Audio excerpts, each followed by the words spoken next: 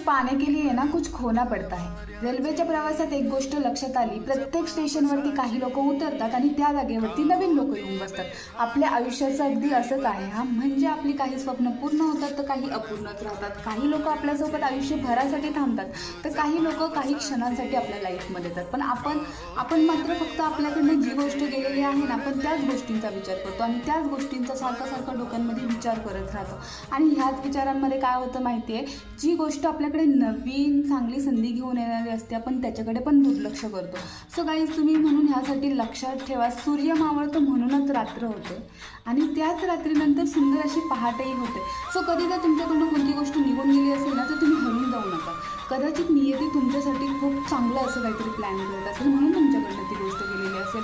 So छोट्या मोठ्या गोष्टींसाठी तुम्ही हरून नका जाऊ, मला असं वाटतं। कायम पॉझिटिव्ह राहा। आणि जर तुम्ही व्हिडिओमध्ये पूर्ण पाहिला असेल तर थँक्यू सो मच, धन्यवाद।